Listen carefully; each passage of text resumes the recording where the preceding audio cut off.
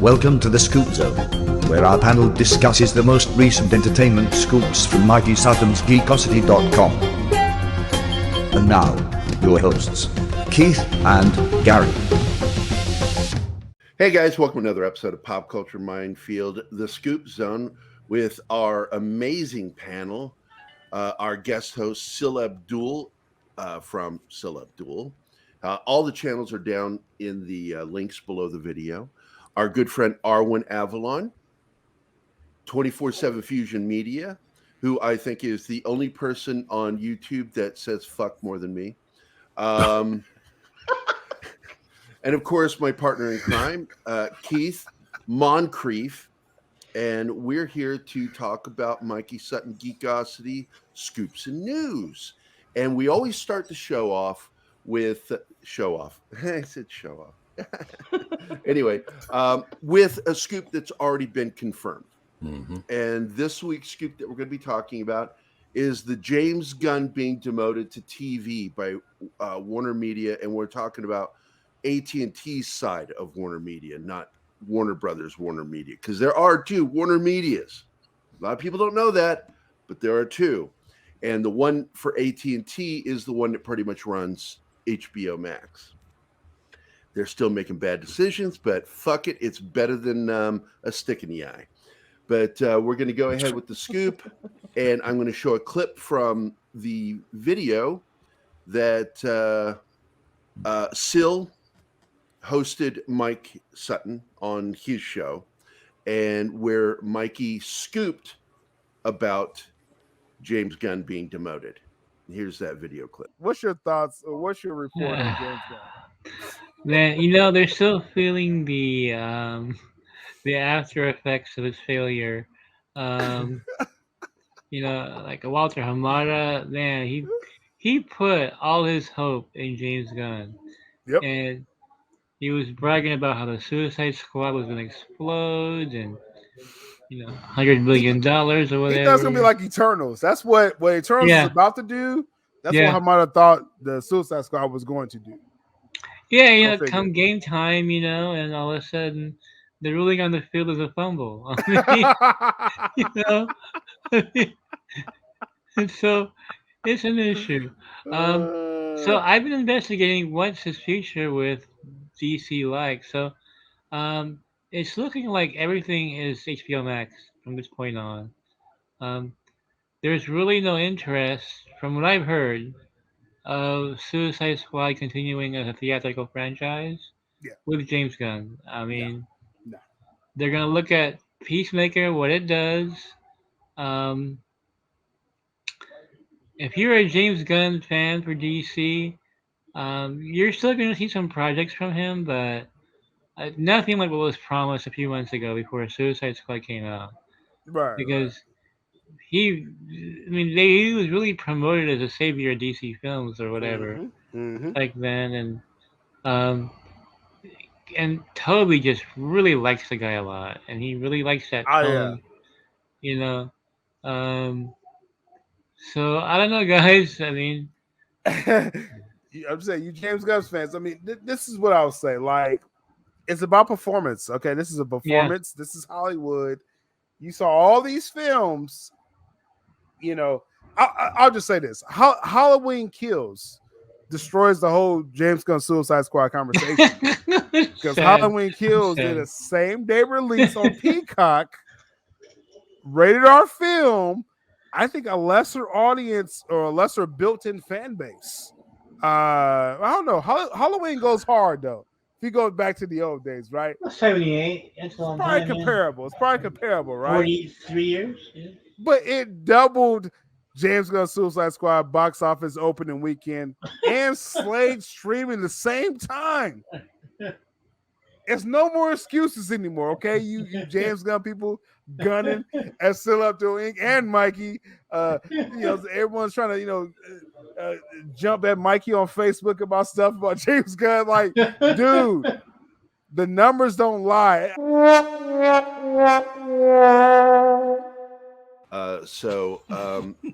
All right, guys, let's dig into this. What are our thoughts on James Gunn being demoted to television and then actually knocking it out of the park with Peacemaker? It's to be expected. James Gunn is a talented guy. And the thing is that value him over there at Disney. But for Warner Brothers to be able to figure out a way of doing a deal with him, that's godsend, And the fact is, I think as he revealed, he actually grew up more with DC Comics anyway. So guess what? He's kind of home, I think it's going to be fun. If he wants to continue to cross over and do stuff, that's great. But for the most part, I think he's done. I think he's found his place, his niche. And again, DC, the characters and the IP is so deep, so rich. He can go off and adapt characters that you don't even have to even see in the Snyderverse, and be very successful with it.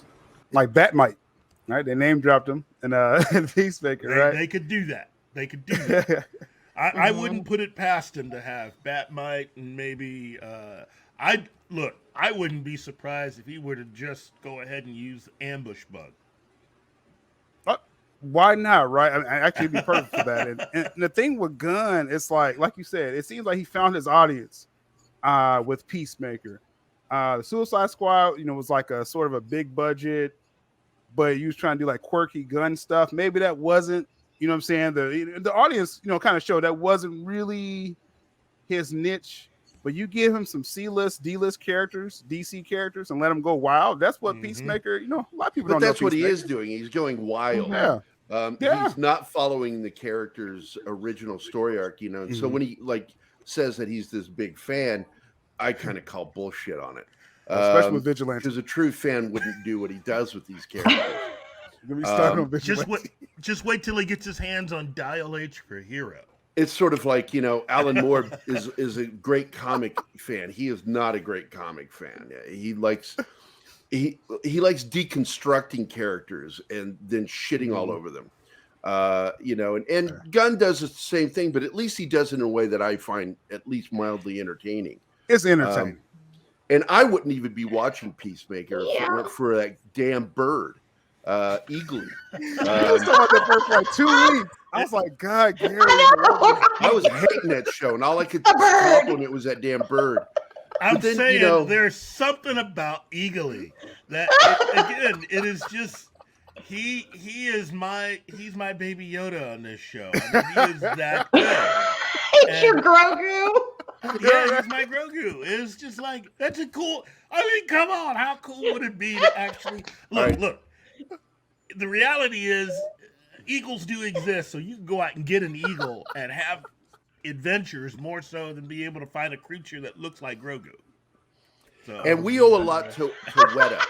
Weta is the masters of designing and working Eagly for the show. Because on the show, all they have is this stuffed bird made with chicken feathers. and Oh. you know, for the actors to look at and all that shit. It's not like they got anything to do for the next 5 years, like they're working for Amazon. Well, James or Gunn's anything. not going to work on. I predict he will not work on anything DC other than that show.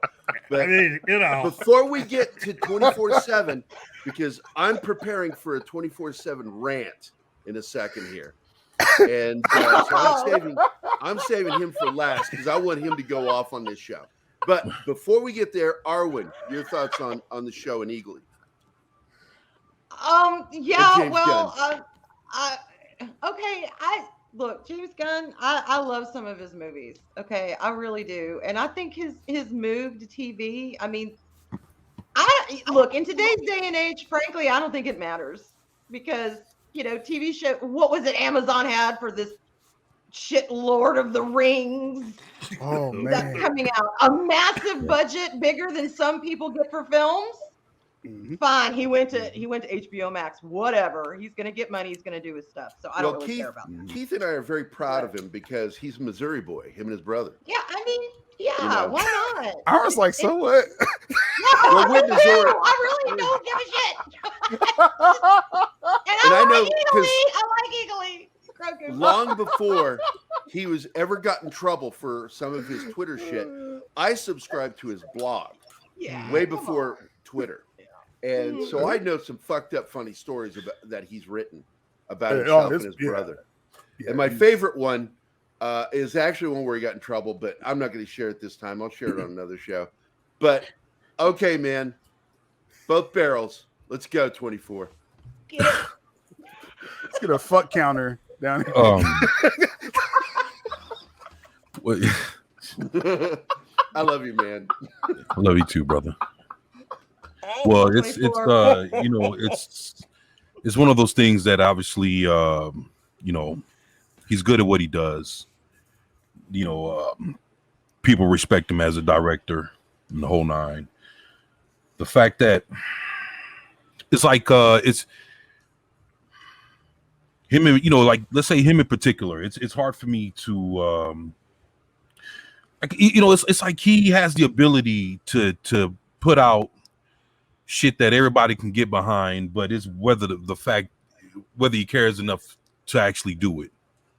And it's like it's not just him. There's a lot of other people in Hollywood that basically they'll sit there and take characters and it's like he'll take he'll take the characters, but he won't respect the source material. I get right. it. And it's like it's one of those things that if like me, I know about all these characters from reading comic books. Comic books are a visual thing, and once you've been sitting there reading a character for a good 20 years or plus, and then you get to see it finally come to life. We're not getting the character from the comic book, we're getting the director's interpretation of what he thinks this person should be. Yeah. And it's like, dog, that's not, and it's like, and then it's like, it gets bad because basically when the audience doesn't agree with what they're seeing, then all of a sudden, we get talked down, upon by the stars and the directors and everybody else. And it's like, it's one of those things that, for Peacemaker, for an example, James Gunn and John Cena did that to Peacemaker, and it's like it's one of those things that they're capable of doing it to where everybody can get behind it and not look at it like, oh well, we're looking at it James Gunn's version or John Cena's version of this character, where it's to the point where they respect the source material and people can understand what they're getting. And it's like that's not what it is, man. And it's not the first time that character was shit on. Right. Because we know that Alan Moore did the same thing when he adapted Peacemaker into the comedian for Watchmen. And right. Because Peacemaker was a dark character. Right. He was a vengeance character. Yeah, he's like the Punisher. Yeah. And I hated the character, not because of who he was, but I didn't like the way he was drawn. He ain't like the way you look. No. And I had a problem a lot with Charlton Comics. And Right. as you had brought up previously in a private conversation, that how DC acquired Charlton Comics was because the creator of it, went to work for DC, and DC, almost like as a gift, bought his company and all the properties and acquired it that way. And of course, now we see James Gunn kind of doing the same thing, deconstructing a character and then reconstructing him in a way that is not true to the. I mean, even the other characters on the show are just weird. They're quasi versions of characters that, clearly, what's his name was taken from Deadpool. Vigilante was a Vigilante joke. is just. Yeah, That's your Punisher level character. Judo right Master. there. right. Come on. Man. That hurt Mikey's feelings at Judo Master. Yeah. Yeah, the costume was awful. So basically, we're all fine with what he ended up doing to Star-Lord, right? No. Another obscure character, right? Keith, that's your point, right? I mean, I used to have the Star-Lord comic, and I gotta say, the Star-Lord in the comics is way different than the Star-Lord we got in Guardians of the Galaxy under him. But everybody's accepted it. I mean, So that's because Chris is well, so to be fair, amazing. I accept it because I don't come from that comic background. So to me, I'm sitting there listening. I'm like, "What are you talking about, Keith? What do you mean?" Well, it's another one of the comic titles that I read, but I get it. Really I get it. If you Google Star-Lord Marvel Comics, what comes up is initially a lot of the stuff based on the MCU, but when you get into the actual comics from the 80s and stuff, he looks completely different. Right. He is not a joke. That's a different character. Yeah. He is a much. I mean, it's like the difference between Batman and say Mr. Mxyzptlk. You can't really change the two. But you got Batman, who's very serious, but what they give you is a Batman movie with Mr. Mxyzptlk dressed up like him, calling himself Batman. Yeah, right. Okay. Well, I got to tell you, I'm not a fan I of some of these that. characters myself. I agree. Guardians of the Galaxy was not a comic I liked. But there are comics that were more popular that we're seeing that done with. And this is where I say, look, man, the MCU has room for one tongue-in-cheek creator. Taika Waititi, I don't like what he did with some of the characters that he got. These were serious characters. Korg was one of those characters, the Rock character. I don't like the way he was portrayed. He was heroic. In this, he's just sort of a sidekick, goofy character, always saying funny shit, voiced by Taika himself. I'm just not a fan of that. James Gunn can get away with it because I consider Guardians of the Galaxy more obscure than Thor, the Avengers, and all that shit. Oh, yeah. So, well, to be fair, comic book characters that I am knowledgeable about, or at least I have an understanding from, the originals and all that, I get salty.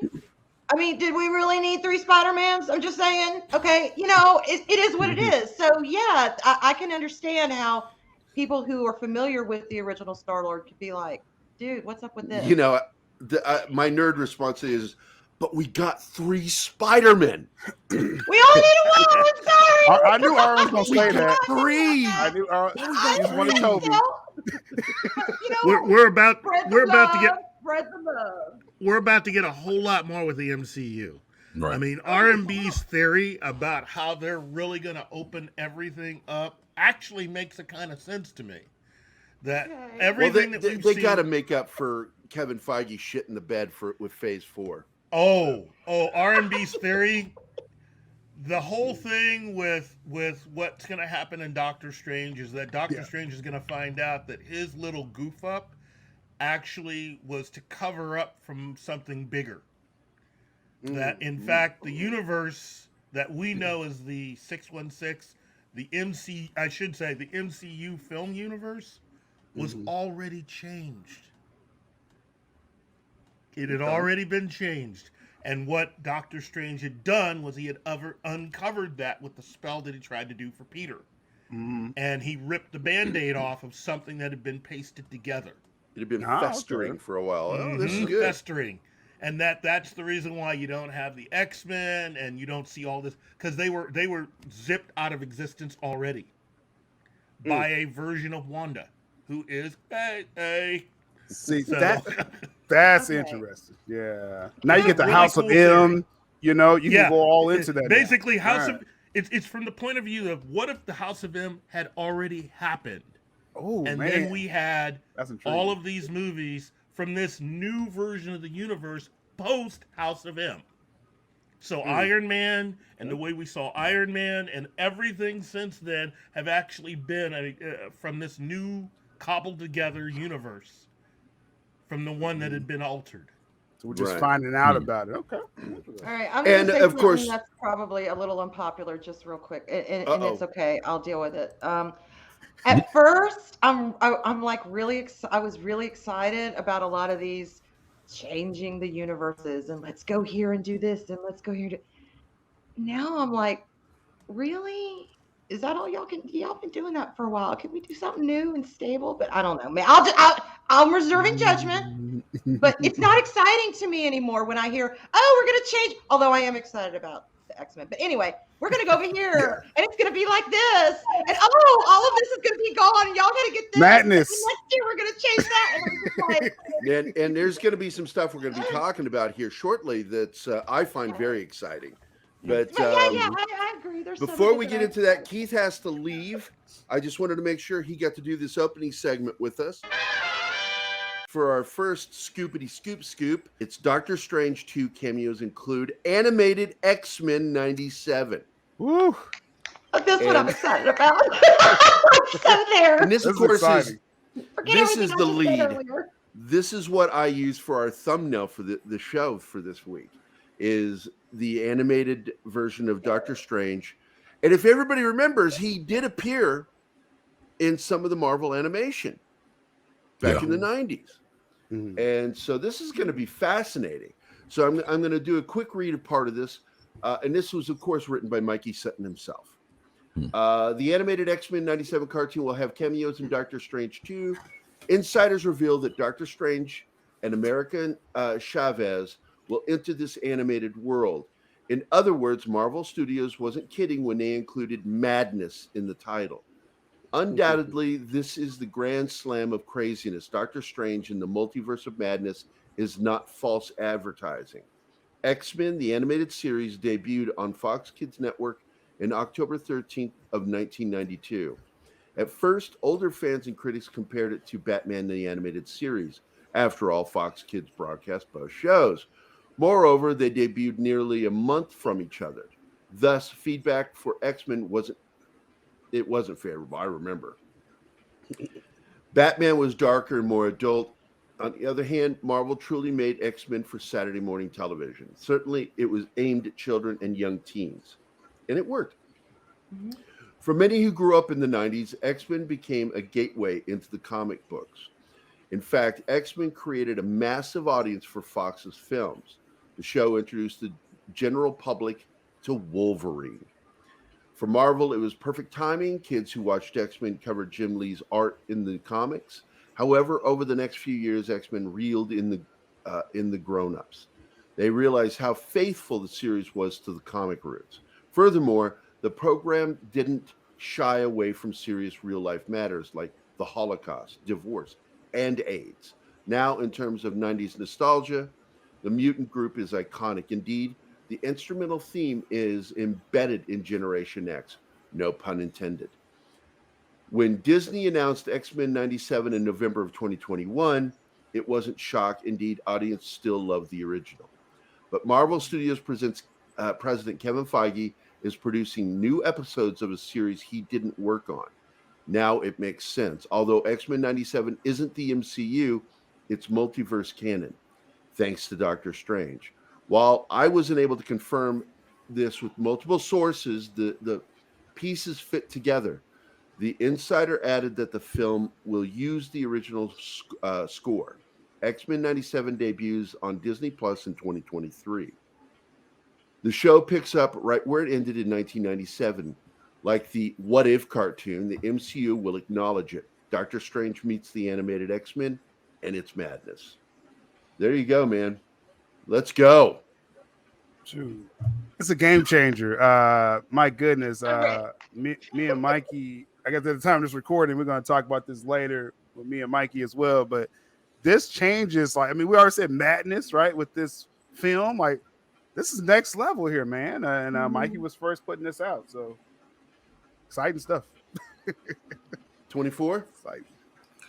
Yeah, actually, I heard that the whole cast came back. So everybody that used to play their Voices, do the that's voiceovers right. back in the 90s, they're all back together and recording basically as we speak. So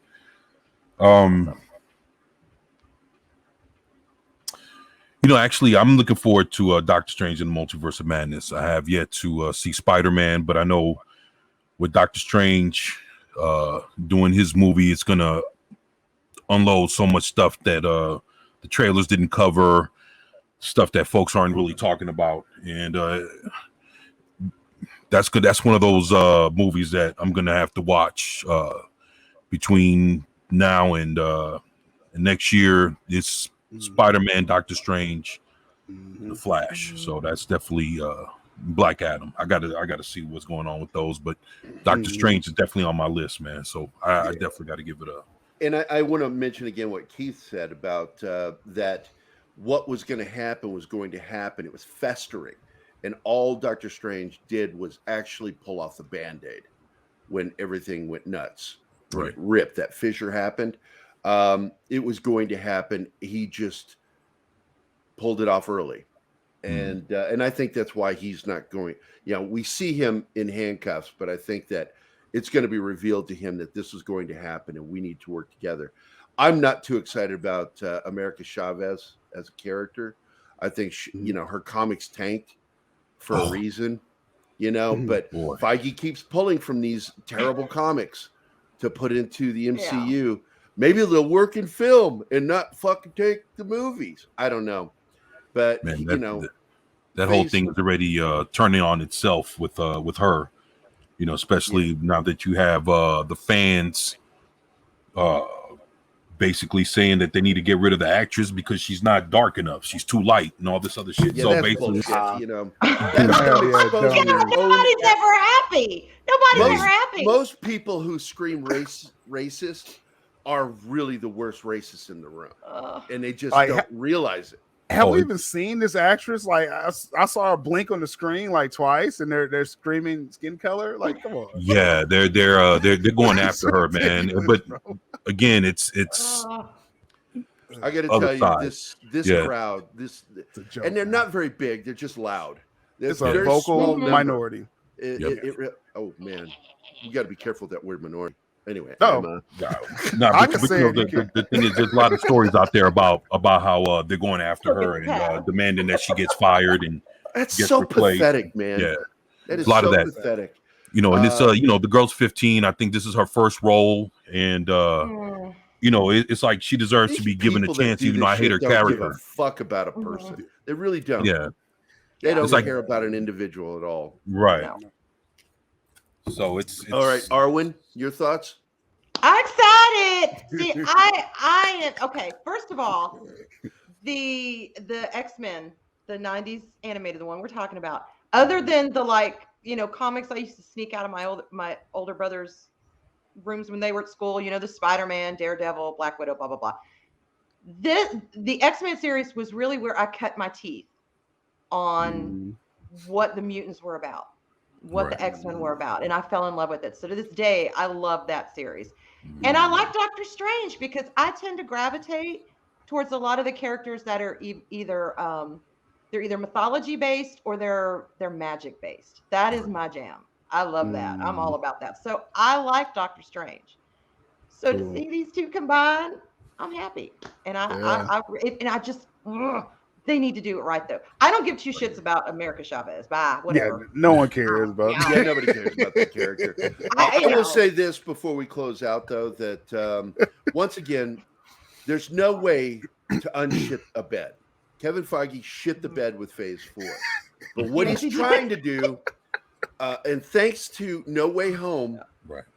There's redemption for him. Right. So what he's trying to do is take the energy from No Way Home and put it into the Multiverse of Madness. And we know that there's been reshoots going on. And I trust Sam Raimi as a director. I really do. I just don't like it when he's backseat directed, like with Spider-Man 3, where he's putting stuff in there he didn't want in there. Venom. And so I'm hoping that this film really does hit a home run. I really am, because it'll be the right step forward to fixing or righting the ship that he helped knock off the docks. So we'll see what happens. Very excited.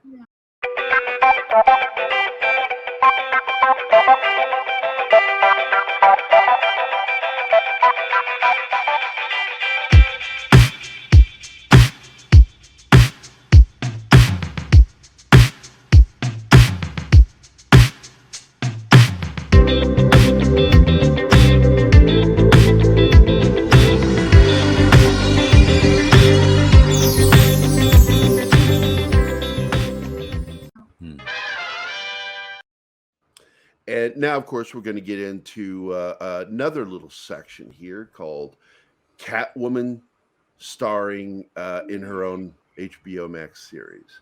And this one is by our good friend, Kieran Bug, over in the bloody UK, you know. And in this one, HBO Max discussed the Catwoman spin-off series starring Zoe Kravitz. The Batman director, Matt Reeves, revealed this information. With less than a month to go until its release, expectations for the Batman are understandably high. And I'm not going to get into this because there's really no confirmation about this. Is this damage control for the film? Or are we looking at something that HBO Max is really doing? Because you never know when this shit gets brought up if it's just putting out the feelers. Right. They've been pushing this story, I think, really, before lockdowns and all that stuff. They really have been trying to float out Zoe Kravitz doing the series. And then, well, first of all, Zoe Kravitz is really good. I feel bad for her on that series she did for Hulu, which was a reboot of the John Cryer film. I forget the name of it, where he ran a record store and was in love with a girl and had to go through, like, why did our relationship end? And they gender flipped it and had her. And it's like, it was a bad idea from the very beginning. Why would you do that? Because that sounds like a bad idea. Well, it's written from a male perspective. Yeah. I read the book. Because guys and girls, as similar as we are in a lot of ways, we do not think the same. And it Like doesn't biology. work. It doesn't work in that. No, I we felt bad don't. for Zoe in that, because she was cast in a show that was doomed to fail. And she's really very good. And I'm looking forward to seeing her as Catwoman. No matter how I feel about the connections with Batman, because I'm very critical of Batman films. And it's not always I'm not very nice to the Batman films, no matter how much I enjoyed them. I'm very critical because, like 24, this is a character you don't fuck with. Right. Don't fuck Agree with with that. Batman. And every single time we see a Batman film, they tend to fuck with him. Right. And I think the only one that gave us a true comic book version of Batman was Zack Snyder. Because it's a character I think he can understand. He doesn't understand Superman, but he understands Batman. Who does understand Superman? Yeah, You know? well, I believe we all do when He's we not watch that complicated, though. I don't get it. How do you Well, pooch I mean, Superman? It's Richard old- Donner. Richard Richard Donner Donner. said it. Donner did great. No, Donner did fantastic. Yeah. What he didn't did. get right, but was still enjoyable, was Lex Luthor. Yeah, Mr. yeah. Luthor. Because he understood one thing. You cannot adapt Superman into a film unless you understand this one thing. He is a Boy Scout. And he has to be a Boy Scout. If you try to depict him in any other way, He deconstructs you lose the character. And that character is very simple. He's always about doing the right thing. Always. That's even kind of at his own OP, right? detriment. Though, like, is that an interesting story? That's what I'm saying. It could be just one movie. You never see Superman again, right? He's gonna be a Boy Scout. There's no curveball. I understand what Zach was trying to do, but I understand that pisses off the purists Well, the first Superman. film, Oh, that movie sucked. the I'm first sorry. film really Man of Steel isn't Zach's sucked. fault. The first film was shoved down his throat because they wanted Christopher Nolan to direct. Yep. And he and his brother wrote that script. And the problem is they don't understand Superman. And Warner Brothers told Zach, we'll greenlight your projects if you will make this film exactly as written. But at the same time, Zach doesn't understand those characters. I think he wanted Batman the whole time. Yeah. He comes from a nihilist background. I mean, that's what he was. His philosophy or religion was nihilism. Yeah. He's a very nihilist person. And if you have no value to life, you cannot fucking understand Superman. Not because at that's all. he's about is the value of life. So Superman, I mean, beyond some of the bad writing in it, it really wasn't Superman for me. But when I heard Cavill interviewed about Superman, I'm like, he gets it. Cavill, he understands Superman. Yeah. He understands it, and he tries to bring it out. But the problem is the directors fuck it up with him. Right. Yes. He understands who Superman That's a is. fair criticism of Superman. A lot of people don't like to hear that, but yeah, that's a fair criticism. And as an actor, a paid actor, he has to take the direction that the director and the producer. Yeah, you got to do it. I mean, as much as we hate it, vision. Tamura had to read the lines exactly as Boba Fett when Jon Favreau just told him through another person on a phone, through a phone call, read the lines as written. And when that happens to you, it really is. It's a power struggle going on. Yeah. And that's what happened with Superman. There was a power struggle. And the power struggle was from Warner Brothers, Walter Hamada, Toby Emmerich, and Jeff Johns, and that other piece of shit that he was buddies with. I always forget his name. John Berg. Yeah, thank you. Yeah. Just when they got fired, I rejoiced. Oh, yeah. I know. Schadenfreude all day long. DC man. was fucked. But it was like, okay, they're gone though, at least. It's like when Wonder Woman 84 came out. First thing I said, without even knowing, I didn't even know. I said it's got the stink of Jeff Johns on it. I said that on our show, and Keith confirmed. Yes, he was directly involved with that script. Oh my god! Screenplay, the production, and I'm like, I smelled it. Because he's such a just a garbage writer. I can't stand him. Boy, I'm not nice, am I? 24. Wow. Yeah, it's funny when he came into power, he greenlit all his New 52 versions of these characters to make them TV shows, movies, and whatever the fuck else. So I mean, it's so basically what we're getting is like the Superman with no red trunks. That's not Superman. Well, he and Berlanti fucked up Green Lantern. I mean, that's why that movie sucked. God. But let's get back to Batman, which is, look, when they did the first test screening for Batman, it did not go over well. And the problem was they weren't liking Batman, Bruce Wayne.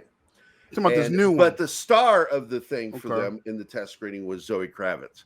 So you noticed immediately after that first screening, all focus went to Catwoman. That's when this news first came out. We're going to do a series. She's an important character. She's important, so you're going to want to see this movie because she's going to get her own show. That's what this is about. I don't believe it'll actually happen. Because I just heard the film is successful. I just heard from someone. They see. No, I know the person that's telling me this, and they say they know someone that saw the film, so it wasn't like some bullshit or something. But it's like they saw the film, and they say it is a Bruce Wayne problem with this new Batman film. There's a Bruce Wayne problem. So if you're not sold, you got to, like you said, Garrett, you got to push. Okay, they may not like this Bruce Wayne, Catwoman. Let's start hyping that up. So that's what it sounded like.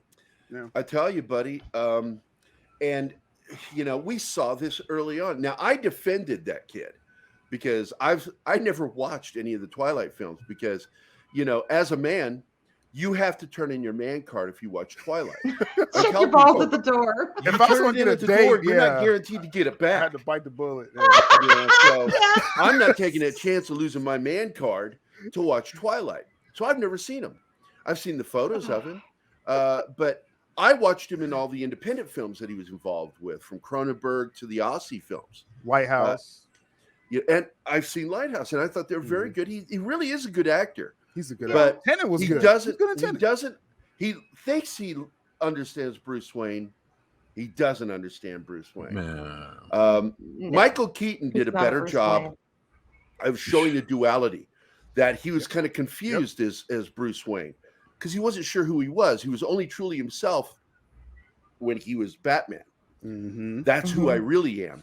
This Bruce Wayne character is a facade that I put That's on. the act, right? Yeah, the act. And I don't think anybody's Makes really sense. gotten it right.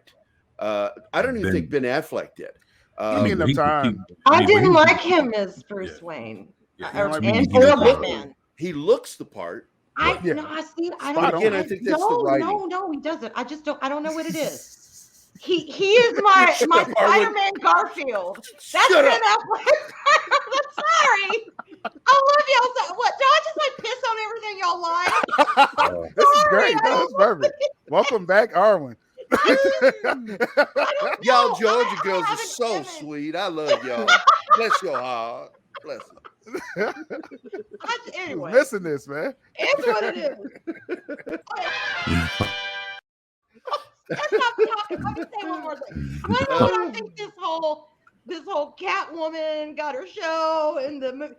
I think a lot of studios do this now. You take a big pile of shit, you throw it against the wall, and see what Well, sticks. it's all about saving what they're about to put out. That's all it's really Right. about. And, Damage control. Catwoman Damage is ahead of the control. story. Because I'm going to edit this part out because I want to move on to Charlie Cox. But the fact is look, that movie is tracking very low. Yep. The last time I checked was 80, and 80 million. Forbes And it was magazine. supposed to be. They need 150 opening Yeah. weekend, and they're looking at 80, possibly even less. And each week it gets worse and worse. But anyway, Okay. so we've got more Charlie Cox news, and this is actually really exciting. This is actually one of the new writers for Geekosity, Joy Lynn. I'm not pronouncing that name there. I'm not even going to give that a try right there. Not doing it. Francisco, and more Charlie Cox and Spider-Man No Way Home extended cut. And here is the exciting part of this: this is doom for the Batman, because it's going to be released again extended cut at the same time as the Batman. Wait a minute, but in theaters In Or second theaters. weekend. Second weekend. holy shit. Yeah. This is with a tracking at 80 million for the opening weekend. Their second weekend is gonna be ruined, Brian. Ruined. Because man, Because talk about a dreaded 60%. Like this this is gonna a be whole 70. new movie. It's the same film, but it's new because we're getting an extended director's producer studio Right. cut. I don't know what to Right. call it. So basically, even with this Charlie Cox being in there, they might also throw in a few other things in the middle of, in between all or of that. Toby. Arwen. Right. They're just different things altogether. So, right. That's And of course, it says here, and I want to put it in here. Les Garfield still. It could. It could include additional footage man. of Charlie Cox, because there was more shot of him. right. Right. So right. that's one of the things. But I'm telling you, I know we're supposed to talk about Charlie Cox and Spider-Man, but this really does spell doom for Batman. Yeah. And It's Matt connected, yeah. Reeves is absolutely updating his resume right now. It's not guaranteed he's going to get more after this, right? If we're hearing the production is upwards of 180, and then marketing usually doubles that, Gary, or more. Well, you know see all that this stuff? because what's the budget again? Do you know the budget? It was supposed to be 185 according to Forbes.com. Okay, 185. The rule of thumb is you usually double it. Mhm. So if that's practically 200 million. So you're looking at they have to clear over 400 million before they make their money back. and that's not profit. And this is where the idiots, when I get in conversation with people who don't know shit about how this stuff works, I know what you it's about like, well, that movie made you, and I'm like going, you really don't know what you're talking about. No, it did not make. It's not, because when Disney tried to pull that shit with two of their films, what was it, Black Widow and Shang-Chi. Shang-Chi, But when they do their investor report and have to show their earnings and losses, they lost 60 million or 60 billion? I can't remember. Black Widow was under 400 million worldwide. Ooh, Yeah. ouch. So those movies tanked, and it really hurt the Damn. Feige brand. And it's just more to what I talked about. I kept telling people way back before Phase 4 even started. I said Kevin Feige shit the bed, and I can tell because they're already promoting Phase 5, and they haven't even released the first Phase 4. Yeah. When you see that coming from a marketing background, you know somebody's trying to cover some shit up. Exactly. And preparing for the worst story. Yeah. Yeah, And this good. Batman's tracking just like Black Widow. Go ahead, 24. I'm sorry. No, you good. Go ahead. Keep on. Yeah. On. Yeah. No, I'm just saying, but yeah, this Batman is tracking just like that Black Widow, which got 80 million, which is a funny number, Gary. Black Widow got 80 million first weekend. The Batman is projected that way. And like you said, it now the Batman is going to get into China, so it may get a little more than 400 million, but we'll see. Yeah, and as we know, Walter Hamada has been trying to do an Amy Pascal and he's greenlighting things left and right. You get a movie. You get a movie. You get a movie. And he's trying to do this because he wants to get that deal that Amy Pascal has, that even after I get fired, I get a payday anytime you use this property that my name is attached to. And The Batman was one of those films. And I want it to be successful on certain levels, but I absolutely love Schadenfreude. I want to see Walter Hamada suffer for what he's done to DC. Him and Toby Emmerich, they need to pay a price. And if he never gets another fucking dime from anything DC, it will be the happiest fucking day of my life, because they shit all over our fucking comics. And that's all I got to say about that shit. You guys got anything you want to add to it? I do. Actually, it's more of a possibility. I think Pattinson in the East, Japan, China, maybe Korea, South Korea. You mean where they like that emo shit? Gotcha. Yeah. Him as Bruce Wayne might actually. I'm not joking, by the way. They do. They love that emo shit. I know they do. Because it's Bruce Wayne. I'm like, ooh, no. But he's got kind of the emo hair, and he's got kind of the brooding, smaller, the thinner frame, and with all of the manga and the comics and the artwork that they do, that's an aesthetic they might actually like, and that might speak to them. So it for that alone, it could save the film. It really could. It might do really I hope well not for Hamada's sake. I don't know. But for something to keep an eye on, it might be in other words, it might be an interesting. Hey, it's doing well over here. Why is it doing well? Any last thoughts on this 24? Yeah, the fact that Spider-Man's gonna basically crush Batman. That's gonna be it's already gonna be been pretty released. interesting. Yeah, but I think probably could be enough about talking about Charlie's cock. So let's Charlie's cock. Okay. I wasn't going there, but you went there. So all right. I love this show. We are a good panel together. there you go. Just keeping it real, right? Just keeping it There you real. go. Keeping it real. All right, here we go. Let's get into this shit because I'm very stoked about this. What's that? Fucking Yeah. reasons why Wesley Snipes' Blade is in Doctor Strange sequel, and he's in the trailer. We have said this. That shot right here, this guy walking up with the sword, that's him. If you blow it up, you'll see it. But yeah. Just put it to 8K. Make out a silhouette. Yeah, here we go. We'll blow this shit up real Yeah, quick. Here. blow this shit up. There you go, 24. I haven't heard There it you in a go. while. You can see right here that is his sword. That is not part of the window. Right. It's separate from the window. That haircut, his buzz cut, and that is clearly his black leather fucking little trench coat. Like I always call them dusters because they go all the way to the floor. It's He's what from Missouri, Cowboys, right? you know. Yeah. Cowboys.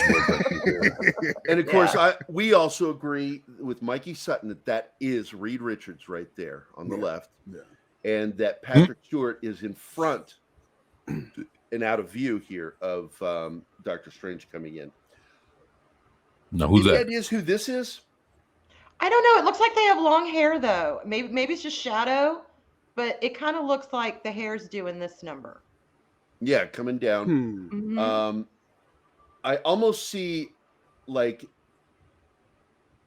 is that an Asian style skirt that men wear? I don't know. It's I'm curious who that is. I can't tell. But we'll find out eventually. I mean, it's gonna happen. Eventually the movie comes out in a few weeks and we find out, oh no shit, that's who that was. Or we're gonna be like, motherfucker doesn't explain who that was. Either way. Either way, right? Something. Right. But basically, you know, I think we're all pretty stoked about this being Blade, and it's clearly visually Blade, and Wesley Snipes' Blade is what started the MCU, even though the MCU didn't officially start. See, I did not until know that. Iron Man. Right? That's what I thought it was, Iron Man. But Marvel Studios became a thing because of Blade. Okay. Marvel Studios became the MCU. And so Blade paved the way. And he's a great character. I know how bad things turned out with Wesley Snipes staying in character on that last film and refusing to talk to the director. Who stayed in character with that last one, right? My goodness. And which is why Ryan Reynolds was in so much of the film, which I think is great because I loved his character. He's Deadpool. He's always Deadpool. You know, even when he was the Green Lantern, he was still Deadpool. Yeah. You know, he was a good Hal Jordan. I liked his quippiness. No, see, Hal Jordan is more dramatic and serious. Yeah. He's more serious, man. You're talking about the other guy that was not Guy Gardner. What's the other guy that was Green Lantern? Talking about Kyle Rayner? Was that it? One of them was the smart ass. But that's Guy Gardner. Oh no, that's Guy Gardner. It's Guy Gardner. Okay. Right. The whole thing was at that time was he was fighting for the Flash. He wanted to be Barry, and Barry was a smart ass. And that was the role he felt he was born to play, was to play Barry as the Flash. But that didn't get greenlit. They instead got greenlit for Green Lantern. And of course, what murdered that film was, once again, Jeff Greg Berlanti and Jeff Johns. You know, again, I'm on the record. They're fucking idiots, both of them. You know, it's crazy because they brought that whole team back to fucking do this fucking Green Lantern show that they got on HBO Max. Everybody that was a part of Berlanti, the failure of the movie of that Ryan Reynolds guys movie. Messed it up the first time. We're going to give you a chance to mess it up all over again. And let everybody see it for a whole series. Right. Yeah, I do think stretch it out. I do think it matters that we got no updates though for almost like 9 months. Like maybe this merger is gonna, you know, well, you know, they slows that down. Well, you know, the actors that are playing Alan Scott and Guy Gardner, they just posted like a week or two ago how they're getting big and they're they start and they they're in the gym and Green Lantern, here we come, and all this other shit. So it's like, fuck, I don't know, man. Yeah, we'll see. This merger gonna hit, and they'll be like, we'll pass. Yeah, I'm telling you, if it is not halfway in production, it's nothing going on with it right now. I mean, even if it's a quarter in production, I guarantee you, AT&T is going to pull the plug on them. I mean, you look what they did when they first came into the business, when they bought Warner. What happened? What was the first thing they cut? You remember? DC Comics. It was Swamp Thing. Oh yeah, I mean, as far as comics, that wasn't a good choice though. That was a good show. Well, but the crazy part about that is, if I'm not mistaken, after they cut Swamp Thing, well, or maybe before they did that, isn't that when they gave JJ that big ass contract? That was sort of before, like Hamada was That was setting it Warner up, and then the Brothers. Yeah, that was merger. Warner, Yeah. not AT&T. What AT&T was doing was, this is what sucks. We all know that James Wan series, Swamp Thing series, was good.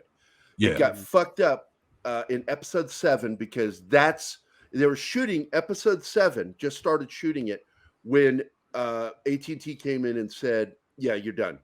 We're cutting the rest of the episodes." Because they shut the app out, right? Wasn't that Gary? Yep. They was shutting out And that Yeah, they what did. app. They ended They up did. doing was trying to force everything into the other scripts, and they lost their balance. And the balance of the series went to shit at episode 7. Episode 7, it just became crap. So probably pissed off the creators. That's And probably the Blue what that Devil was just awful. I was so Blue disappointed Devil. with that character and And what they did with him. But again, that was what happened. And this is the sad part of this is I don't think it was the fault of James Wan or the people putting that show on. I think this was a power play by AT&T to Warner going, we are here and we're fucking serious. Yeah, First thing out of we're done. It's over. You're going to understand. And it's sort of the same thing I did with my daughter. When she you must be wrapped around your daughter's finger. I got that all the time. And I still say it because Zoe said it live on our show last week when she popped in on Saturday. I said, "What was my favorite thing to say to you, baby, when you would ask me a question?" She goes, "No."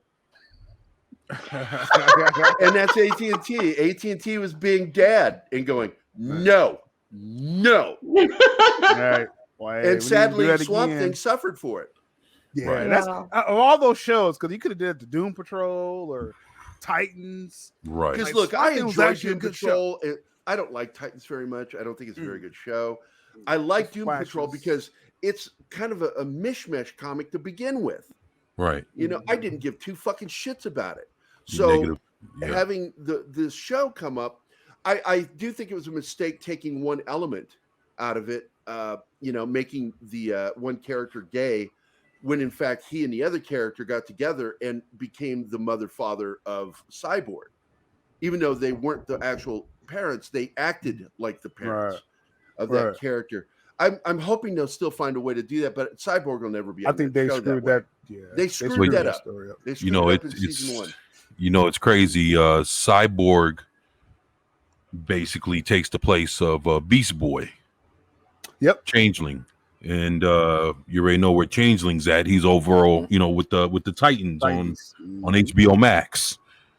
And they're making so many mistakes. Fuck, but that's Greg Berlanti, and I'm sure Jeff Johns played a part in some of that too.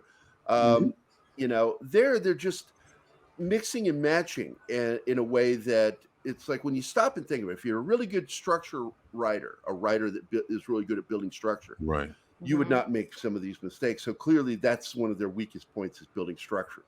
And so, and this is something, I've gotten into with Script Doctor, because both of us are writers. And so we focus on some of the bad decisions of people that show behind the curtain, that let you see behind the curtain a little bit of just how much of a fucking idiot you are. And Jeff Johns and Greg Berlanti are fucking idiots. Again, I don't know why I keep saying that. to take Cyborg from the Teen Titans and stuff his ass in the Justice League, and then all of a sudden you take his ass out of there and then stuff his ass in Doom Patrol. It makes What the no fuck, sense man? what they do. It's like they have everything. They have the blueprints already there. They have it already there. Yeah, they have the bare bones. All they have to do is, but no. Going back, because we derailed, we got to go back to Blade, because Blade paved the way for Marvel Studios to become the MCU and made them a lot of fucking money with the first Blade movies. Not so much with the last one, but you know what? It's a fucking good film. I enjoy it. I watch it. I own it. And I love Wesley Snipes as Blade. So I love the fact that we're going to finally get to see him in the MCU. I know Blade's been recast by another actor twice now. Yeah, because we saw that TV series that that was the dude from Onyx. Yeah, Sticky Fingers. And it's kind of sad because it just they didn't promote it very well. No. Marvel Studios didn't. And And then he had some movies too. Sticky Fingers did. Slam. Da, da, da, da, da. The music, Yeah. Onyx, yeah. But I like see seeing the Wesley return Snipes. of Wesley Snipes is a great way to hand off the baton, because I see that when we get to see these things, this is really kind of a handing the baton off to the new iteration. It had to happen, right? Because I mean, I love Mahershala Ali as an It needed actor. to happen. You know what I mean? Yeah. You have this new film. It's like I was like, if Wesley's not involved with this new film, I was like, I'm not really gonna buy it. Yeah, you know they being in Doctor Strange. I'm like, okay, I could buy it. And Say, that what was, he's part of the Illuminati is very exciting. Oh That yeah. is exciting. Yeah, you know, what was the name of that guy that was Blade's right hand man? Oh my character. God, Chris Christopherson played him. With the long hair, yeah. Oh my God! Just imagine if Wesley Snipes is like the black version of his ass when they do Mahershala Ali's version of Blade. Right. You might see Abraham. that. The character's my called the character was called he had a simple name too, man. His first name was Abraham. Oh my God. Whistler? Whistler. Thank you. Yeah. That's what it was. When you said what? Abraham Whistler was the character's name. Yeah, Whistler. Yeah. So just imagine, you know, Wesley, because they say Wesley's going to be in the Blade movie with Mahershala Ali. He's going to make an appearance. I wonder if it'll be as Whistler. Now that would be kind of nifty. That would be kind of nifty. Yeah, it would. Neat. Yeah, it's fun. Like good times. Good times.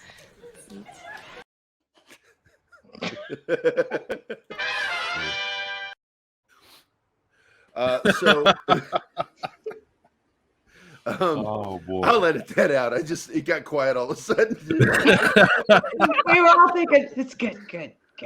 Yeah. So, Oh God. Oh boy! Here it is. We want to talk about that. I almost want to do the crickets thing again. That nobody gives a fucking shit about this. Thunder. And we don't need to go into this because we all are exactly the same. We're all simpatico on.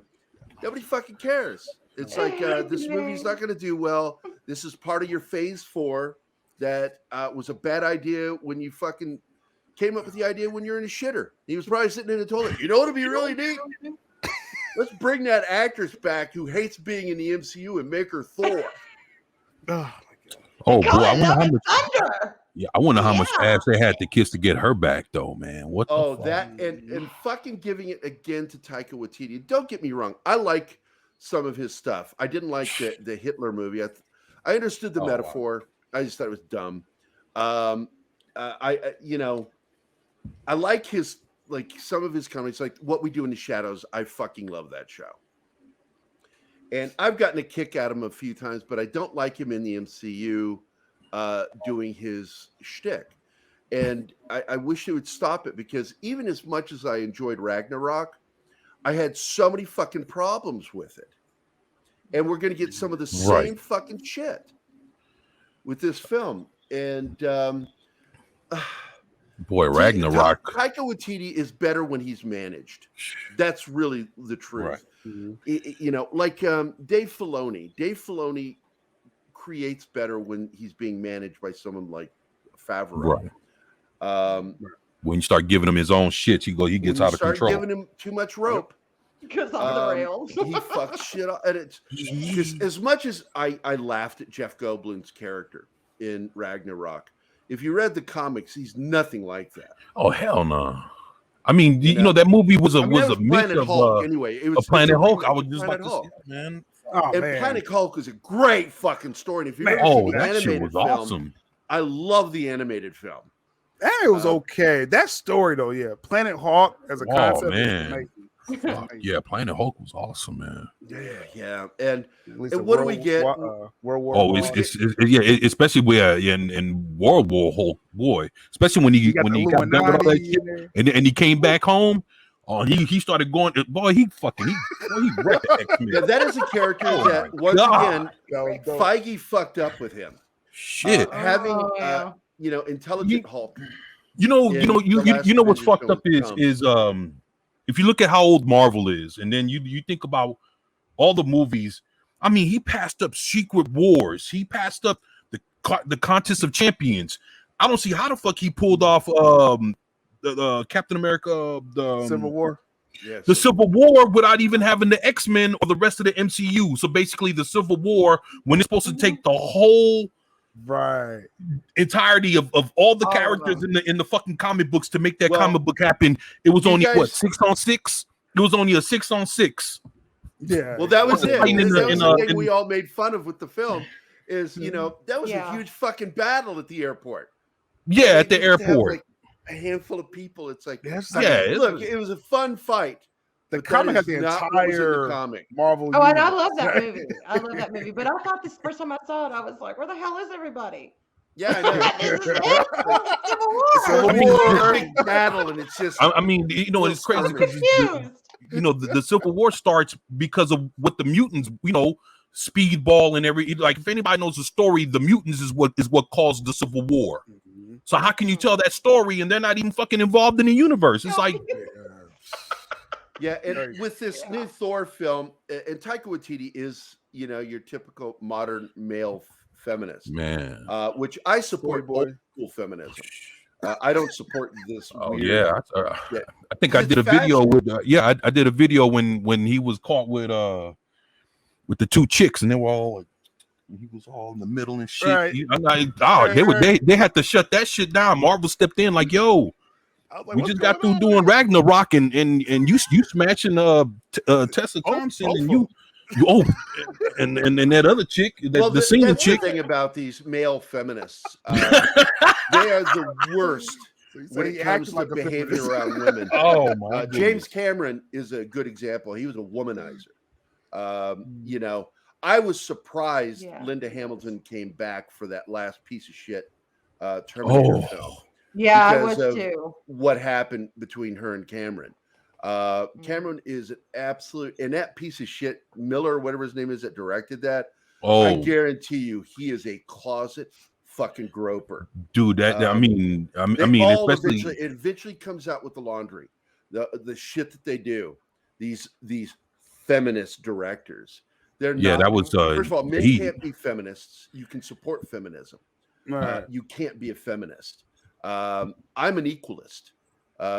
Like I triggered my sister one day because Zoe brought up something in the car when she was how old? She was like 11 or 12, and there was concern that she was going to get into a fight with a boy in school, and that he was messing with her, but picking at her.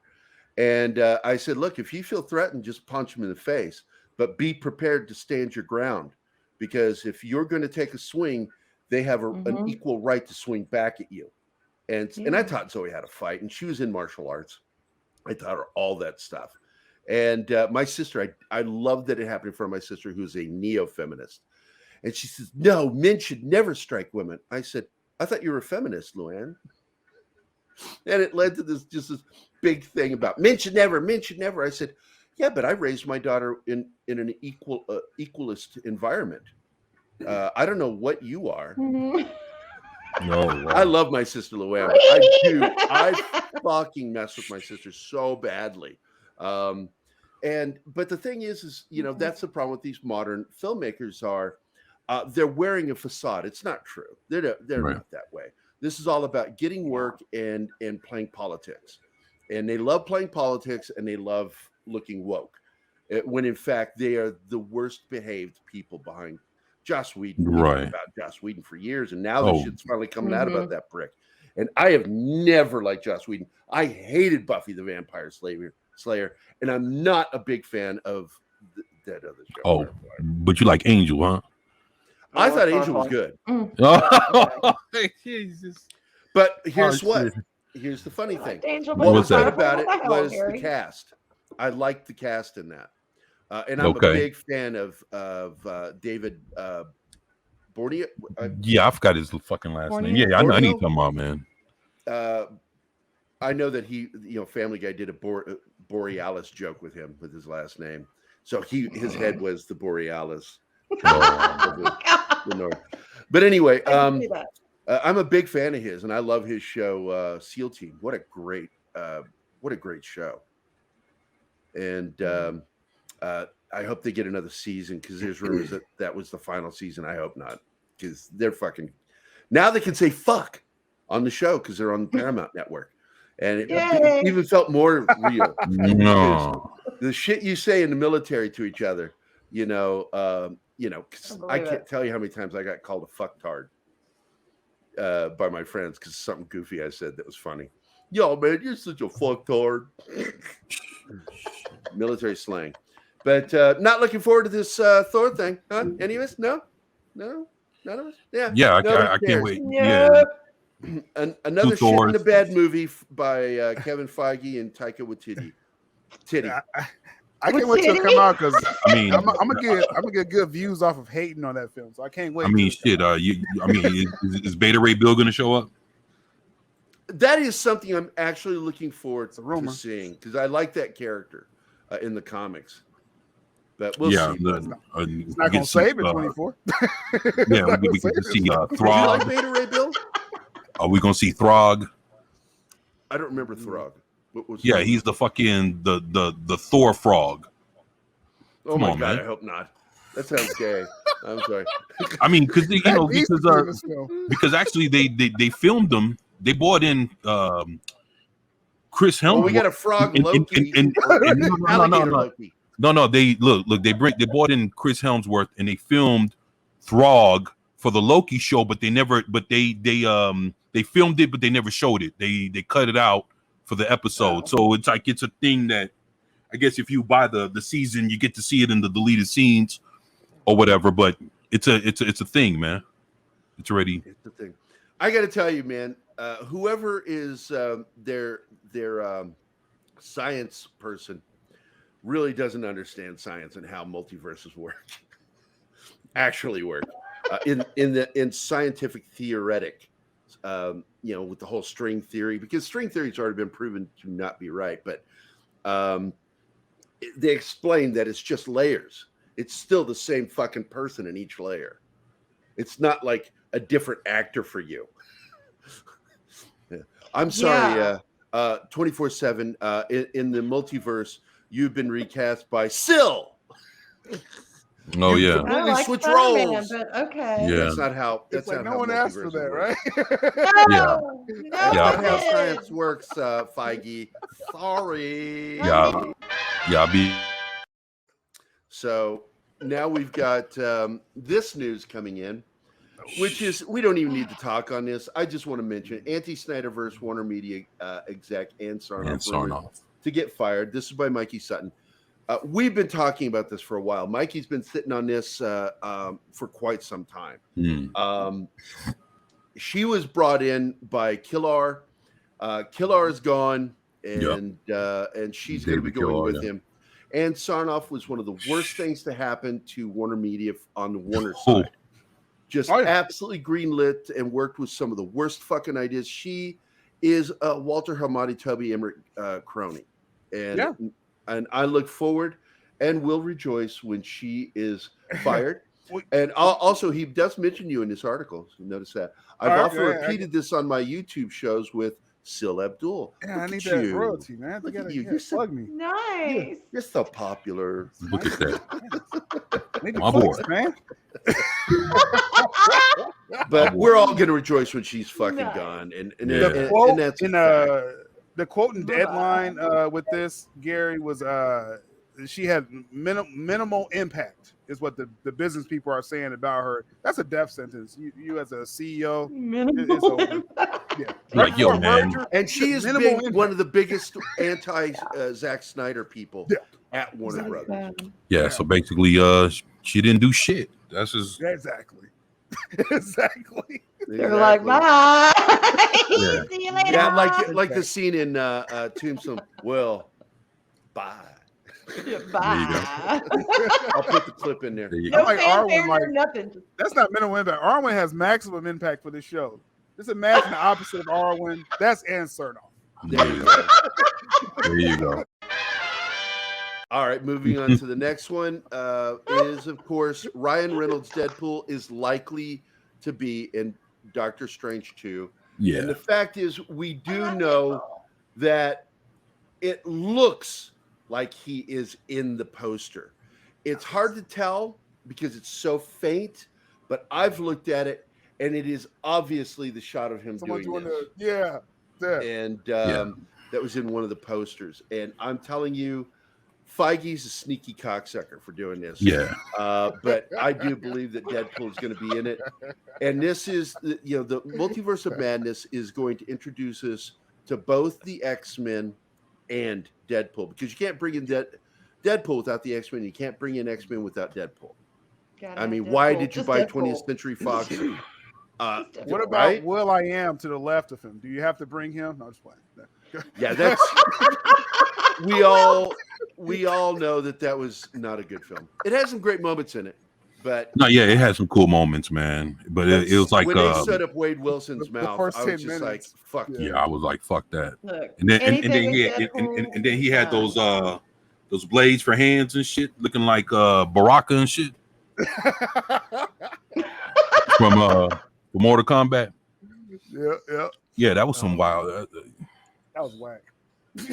Yeah, and I'm going to go ahead and share this image. There you go. And I love that character in the comics, and I hate him in the movies because Taika Waititi. No, Korg.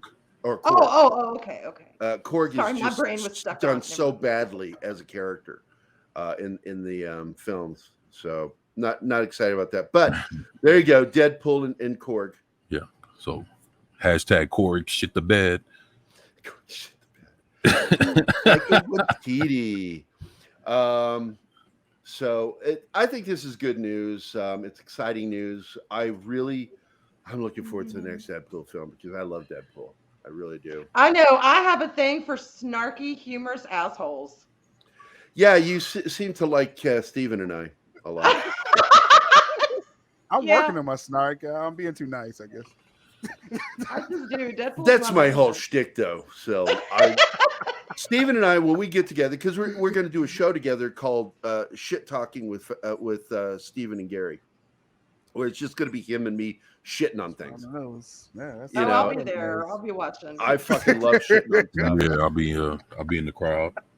Snarkier, the more Yeah, it'll humorous, just be more him and me asshole, the live better. doing the thing that we do. Because when he and I get together, he's my brother. I'm I not fucking love complicated. Steven. And he and I get together and we either shit on each other or we shit on other things. And my favorite thing to shit on him for is when he says, I'm funny, and then I get a laugh, and then I go, no, that's what happens and lets you know when you're funny is when people laugh at what you said. Didn't write LOL. He'll go, fuck you. That'd be the appropriate response. But, I'm kind of a dick. So coming up now, we've got the other big news, which is Doctor Strange 2 trailer teased John Krasinski, Reed Richards, which I absolutely, again, I 100% stand with Mikey on this, that person to his left is Reed Richards. Someone tried to say it looked like the amulet ring around Black Panther's neck. And I'm like, no, you're looking at artifacts in the JPEG compression. You can see clearly that is an icon on the left side, little emblem of the chest, an emblem. And so, yeah, I'm fucking stoked. That is a fan favorite. Of course, everybody wanted his wife to be cast, right? To be Invisible Woman. But it looks like they're going with what's her name, Amy Schumer. Atomic Blonde. No, I heard Atomic Blonde was one that they were talking Amy about. Schumer. I never heard that one. Oh, you're being you bullshit. You're thinking, you're like, now damn. they've lost their damn minds if they cast her in Sue Storm. Yeah, Amy Schumer. I'm like, who the fuck would hire her? The single most unfunny comic I've ever seen, and a thief. She steals comedy from other Stealing people. material and shit. I look Yeah. more like who stormed the Amy Yeah, Schumer. I cannot stand her. But No. this is exciting news because Krasinski is perfect as Reed Richards. Yeah. And I think this is since Patrick Stewart as Xavier, this is one of the best casting choices made ever. I agree. I agree. That'd knock it out of the park. Yeah. If you It's because I don't know if you guys remember, Wizard Magazine posted the fan favorites for X-Men before the first X-Men film was made. Yeah. And really that was the only one years. That was years before the first movie came out. Yeah, it was 96, 97, I think, when that Wizard came out. Right. And Patrick Stewart was number one.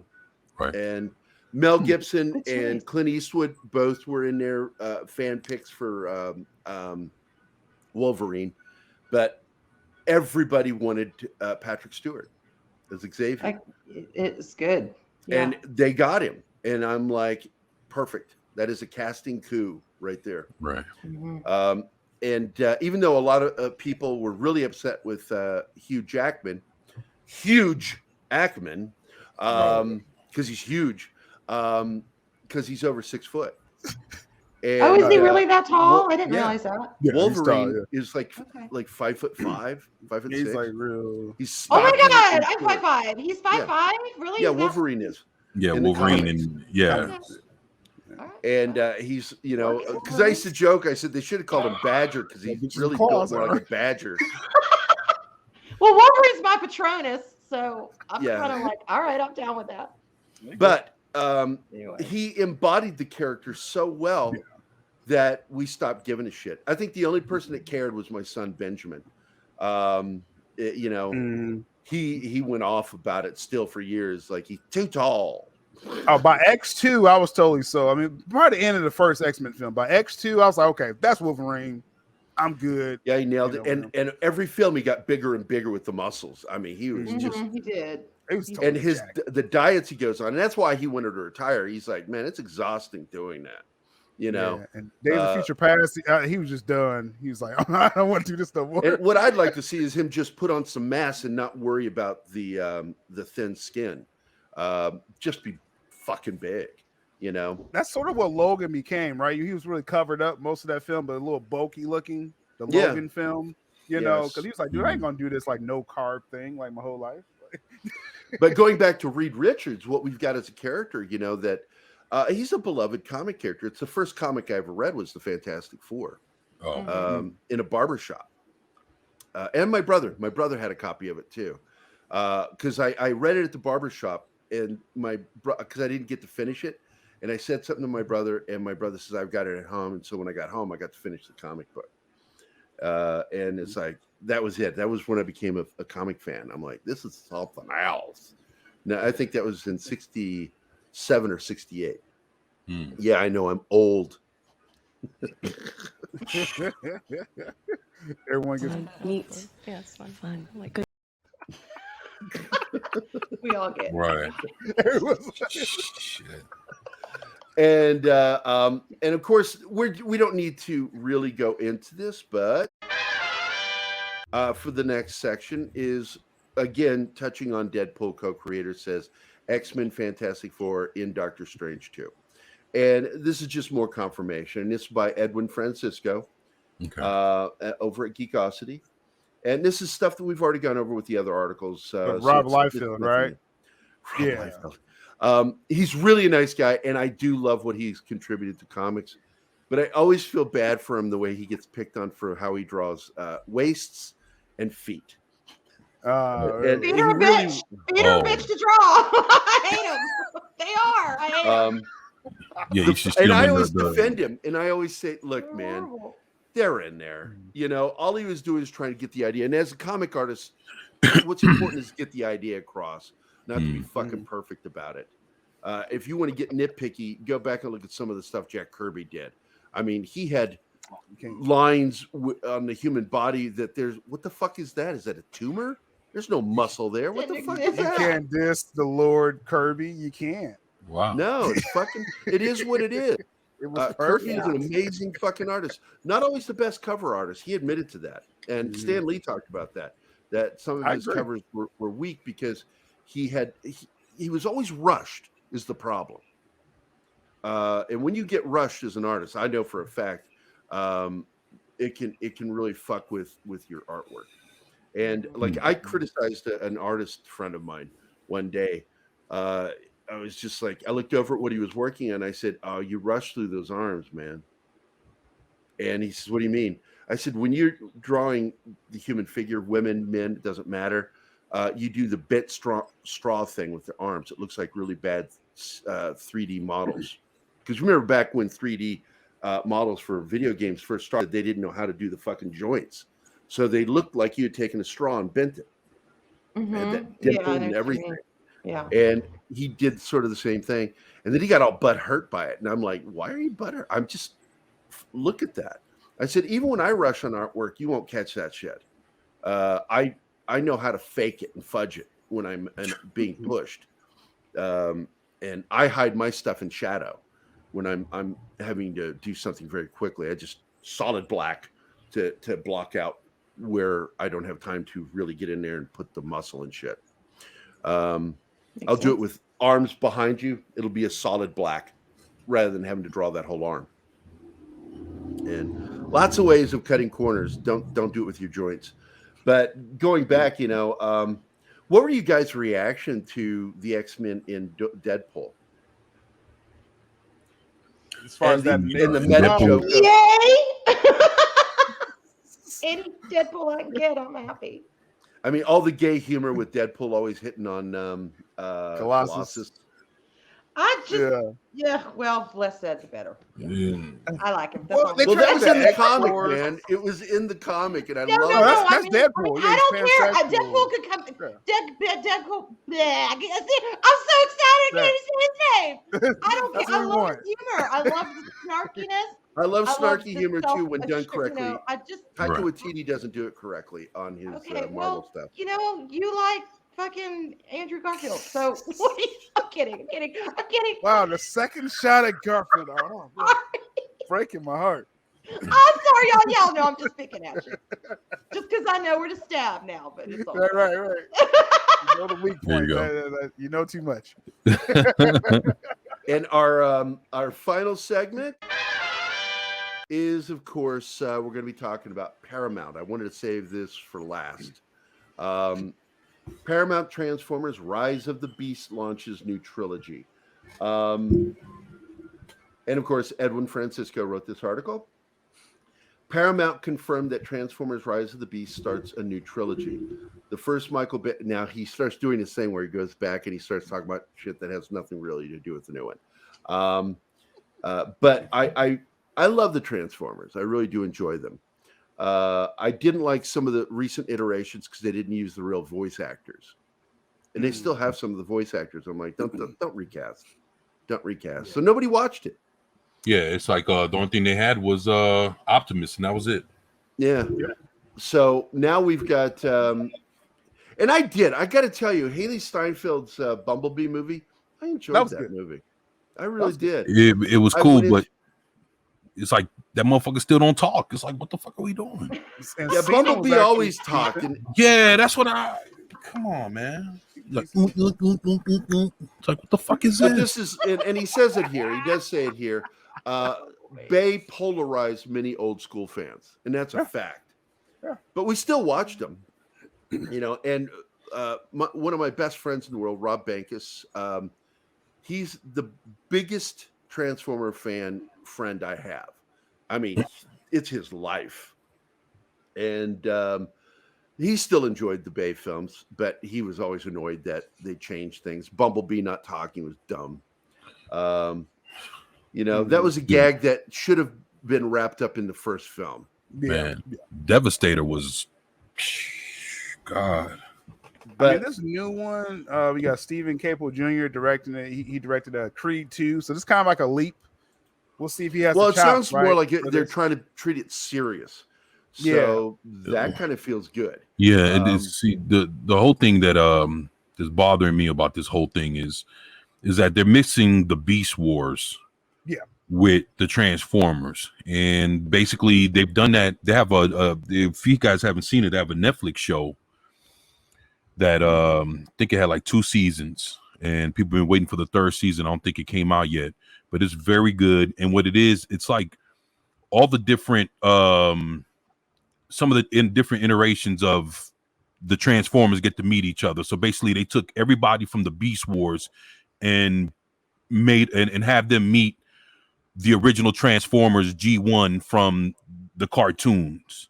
And that shit was fucking phenomenal, where there's like Optimus Prime and Optimus Primal, and they had the different versions of Megatron. They had the one Megatron with the Tyrannosaurus Rex head on his hand, and then they had the original Megatron with and then they had Galvatron show up, and it was and they had Starscream, and all this is in one thing. And I'm thinking that they sat there and they looked at that, and the shit was fucking good, man. It was very good. It was very well made. If you guys never watched it, please check that shit out.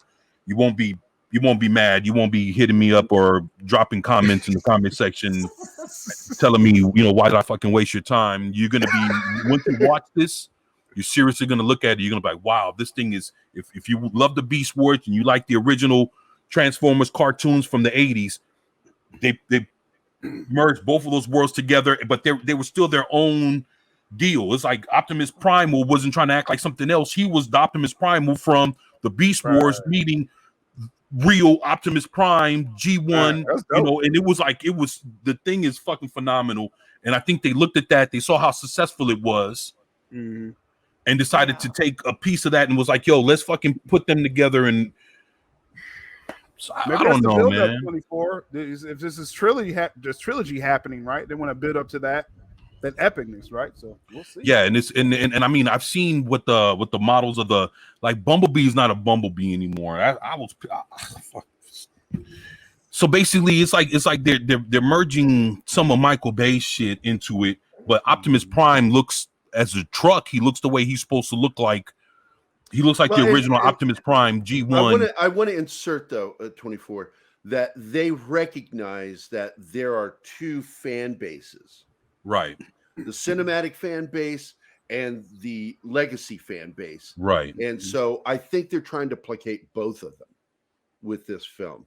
So I kind of get why they're doing it. But please, I didn't mean to interrupt. I just want to... No, you're good. And, I've seen that, and the fact that it's Rise of the Beast. I mean, they already did the Dinobot, so we're not talking about that. And of course, I've heard that you're gonna have the actual Beast Wars Transformers showing up. I heard the whole thing's being filmed, if I'm not mistaken, was in South America, because it's supposed to be like in the the jungles and shit like that.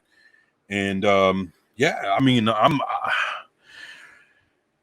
it's like the fact that they tried to change it up with Bumblebee, but end up turning him back into Michael Bay's car. I don't know, man. It's because there's some things about Michael Bay's Transformers that even by the time it got to the 5th movie, people were already worn out. So why would you actually bring some of that into, a new franchise? I don't know. It's a lot of questions. Yeah, if you're gonna don't do soft reboots. If you're gonna reboot, just reboot. Right. I get it.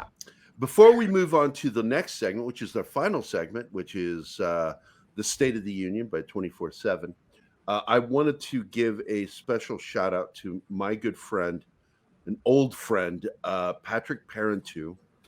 You guys just mentioned something that he worked on, which is, of course, Patrick was one of the senior animators for Beast Wars. And he has done a lot of work over the years, and we've been friends for 25 years. A really good friend of mine. Patrick I love this guy, and I'm so proud of him because he just finished his and passed his doctoral exam. He is the first guy who did a CG animated, fully rendered spinner from Blade Runner, lifting off and landing.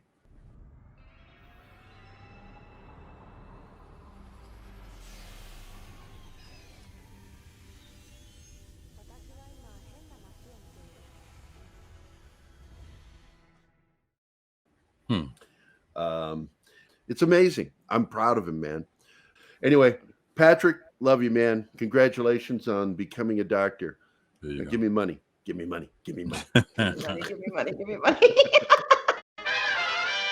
And now for the part of the show that everybody is waiting for is the segment we call 24/7's State of the Union of Comics. Well, I figured since this is, Black History Month, I figured that and along with that, I thought that it was time that we did at least one Marvel comic here. So what I recommend, you guys could check out is a character that, let's say if you decide that you're interested, you'd like to pick up his comic books. He only had 5 issues. So if anybody's interested in getting into comic books, this is a very collectible character. He hasn't been in a lot of comic books, but he's very interesting nonetheless. His name is Bill Foster, better known as Black Goliath. And his first appearance was actually in Avengers issue number 32, which came out in 1966, which I don't have. But what I do have is Bill Foster's first appearance turning into Black Goliath. And he's interesting for the simple fact that when Hank Pym became Goliath, he was the one that was able to shrink Hank Pym back down to size in order for him to become Ant-Man or Yellow Jacket again. And what he did was he ended up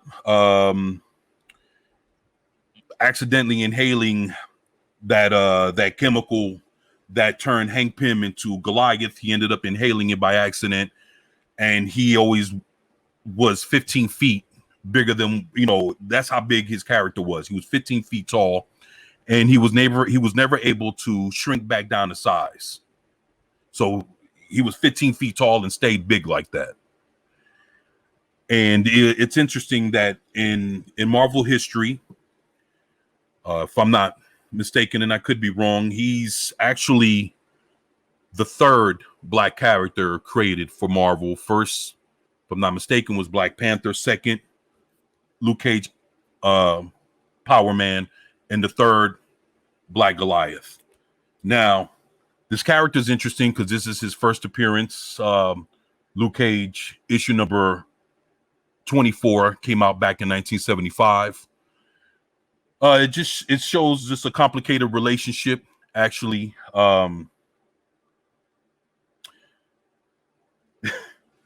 It's crazy. Power Man is in love with Black Goliath's ex-wife. So they don't know what the relationship is with each other. The two gentlemen, they end up fighting for the woman, and the woman's trying to explain hey, trying to break it up, but she can't because they already started fighting throughout the whole issue. And at the end, they both get caught by a circus.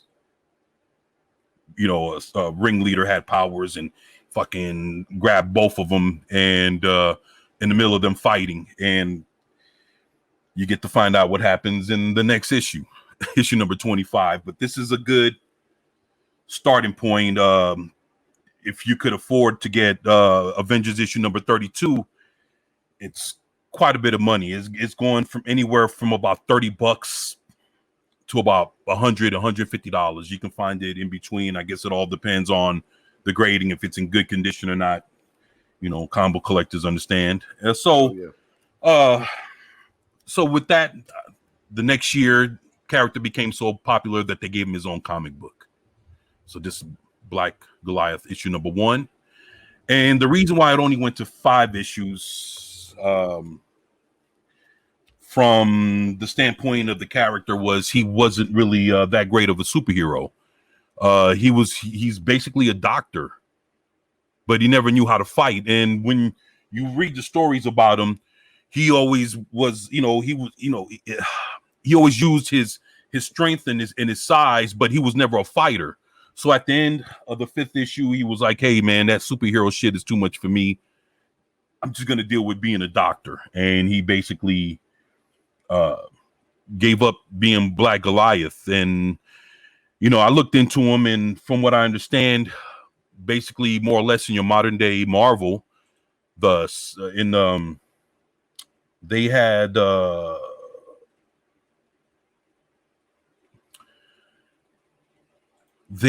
war. I'm trying to remember what it was, and I'm Secret Invasion, if I'm not mistaken, or something to that effect.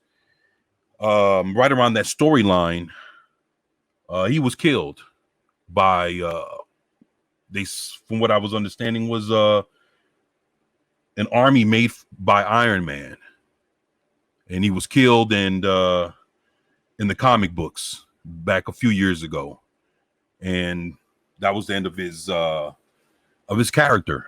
And for the Marvel Universe, he was actually played by Lawrence Fishburne. So if they ever wanted to do anything with his character, they can always get Lawrence Fishburne to come in and play him and bring Goliath back to life in the movies. Telling if that'll ever happen. But I thought he was a pretty good character. He's pretty interesting. He only showed up in spurts in comic book history, and he was interesting, and he was good for his for his time and for the parts that he played in his role in Marvel Comics. So with that, That's yeah, really I good would stuff, man. I would actually recommend Black Goliath. He's not a hard character to collect, and he was very interesting when he did show up. I always make fun of comics when they throw black on the front of the name for a black character. I'm like, that is just so fucking goofy. Right. But at the same time, they're great characters. I mean, he didn't do it with Luke Cage, thank God. Black Luke Cage. Black Power Falcon, Man. And Falcon, oh my God. That would have pissed me off as a kid, because Falcon is like one of my favorite. I've talked to you about that before. That Right. Especially that issue, which I keep to this day. It's so important to me, is when Captain and Falcon fought Banshee, who was one of my favorite villains, because he would do the voice thing, and I love the way they drew that. He screamed like a banshee. He was Irish too, on top of that. Right. He's Irish. Yep. And I remember him in the X-Men, the animated series, especially when he started screaming and he started flying. Like, he was awesome as shit. Yeah. I like his suit, man. That fucking green and yellow suit, man. I always thought it was cool, man. Yep. But I do make fun of Marvel and any comic they would create a black character and throw the word black at the beginning of it. I just thought it was so goofy, like Black Lightning. Like, come on, man, just call him Lightning. Yeah, but mean, it was one of those things that for the time, in the time period, man, it made sense, and it was the whole period of the Black Power thing, and so they wanted to throw that in there. And I think that somehow in their mind that gave power by saying that, but really, when I look at it, it didn't age well. Yeah. It doesn't. But it was white people writing it. The thing is it's funny because this character, it's white guilt. No, his name is his character. His name is Bill Foster, and his creator is Bill Foster. Yeah. So the creator, I was like, damn. But then when I tried to look up pictures of Bill Foster, I could never find one. Like, they always showed me the cartoon character when it was actually the guy that made it just gave the character his name. So I don't know if he was white or black or. Interesting. Yeah. So even to right now, I don't. All right. We'll find out one day.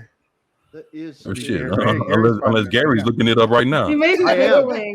Are you kidding? I am looking, and there are no fucking photos of it. There's not, but when you look at who created it, Bill Foster. Weird. Who's the name of the character? Bill Foster. It's like, damn. All right, this guy created this character, gave him his own name, but they don't show you what the guy looked like, so you don't know if he was white, he was black. I hope he was black. How specific did you get? I'm wondering if it's an anagram. Because it says created by Bill Foster, Stan Lee and Don Heck. So I'm wondering, did they just combine and create a new person that's not a real person? Because there's no link for Bill Foster. Right. It's like, damn, he created the character, but you can't find the dude. They wanted to hide their like whiteness alter ego and created No, their own alter ego. Oh wow. It was Stan's black alter ego. Maybe. Excelsior, motherfucker. Oh shit. Living out his fantasy. Excelsior, bitch. Excelsior, motherfucker. Oh my god. So yeah. So we've come to the end of another episode. I fucking love doing this show with you guys. I have so much fun. That's fun. Boy. Yeah. It is fun. Again, everybody, the links are down in the video description to visit their individual channels. Sil Abdul 24/7, Arwen Avalon. Arwen, of course, is always in our chat. She's sort of our groupie. With Oh shit. with anything Fat Steven does or Pop Culture Minefield. I see you all over the place, Arwen. You're kind of Arwen's skanky awesome. as far as the chat goes. I'm skanky. Okay, why not? What the But hell? yeah, you're all over the place. You're one of those classic rock group groupies. Oh. Keep going. I've gone from Arwen Avalon. I'm burning the shit out of you right now now. because I hardly ever shit on you, and so I'm shitting on you right now because I love you so much. It was me last week, Armin, so I'm glad you're back. All right, I'll take Yeah. it. I'm not uptight. I'll take it. Yeah, actually it's been still for the last 2 weeks, so it's like shit. Yeah. Oh, I'm sorry still. Because Armin's not here. Why is he thinking? Yeah, Arwen wasn't here, so I had to shit on Sil. Keith's not here, and so it's not as fun to shit on him when he's not here to react to the things I'm saying. But I find it funny. It's like I think one of the jokes I made about Keith and his brother, because they're twins, right? But they're fraternal twins, not identical. But I think I said either at a panel or live on the show, they like to say they're twins. They're not really. They just found him. They don't look anything alike. But they do sound a lot alike. But we're at the end of the show. I want to thank you guys for doing the show today. It's always such a blast. I'm sorry Keith's not here, but he's dealing with a lot of family stuff this week. Glad he did the opening with us. And of course, everybody in our chat, even though we record this 2 days before it airs, I want to thank you guys for being in the chat and always supporting our channel and our shows. And please, if you've not subscribed to 24 Sil's channels or Arwen's, please go to their channels. Again, they're down below in the chat, and subscribe and start watching the shows. Don't just subscribe and go, that's it, I'm done. Right. That's a fucking shitty thing to do. Yeah, well, yeah, we can all use your support. I did my part. Yeah. Fuck you guys. I'm out of here. I pushed the button. Push the button. Click the like. Share. Make a comment down below because we enjoy the comments. But they also help with the algorithm. And you should always, I do it all the time. If I support my friends' channels, I not only get into the chat, but after the show is like done being live, I go down and leave a comment because I know that it helps the algorithm with their channel. And because I manage multiple channels, I could go in and like 7 times. And I do that for a lot of my friends. I've done it with you fuckers. Yes, you're officially a friend of mine when I call you a fucker. Every week. Every week.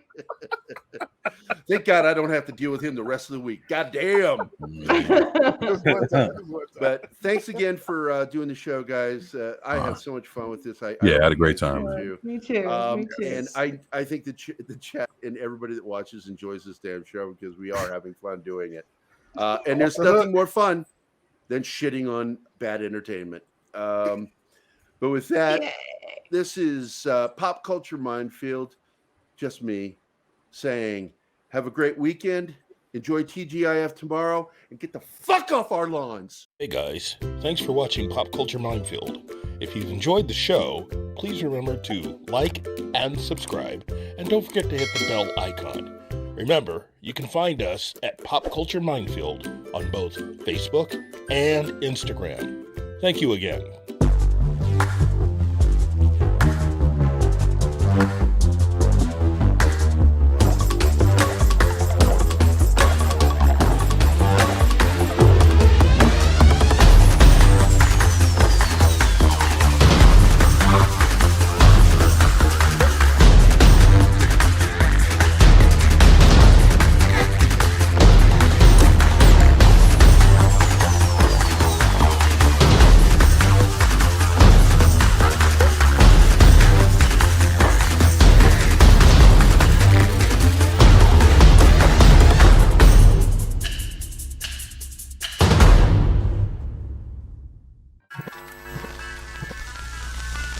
Y'all come back now, you hear?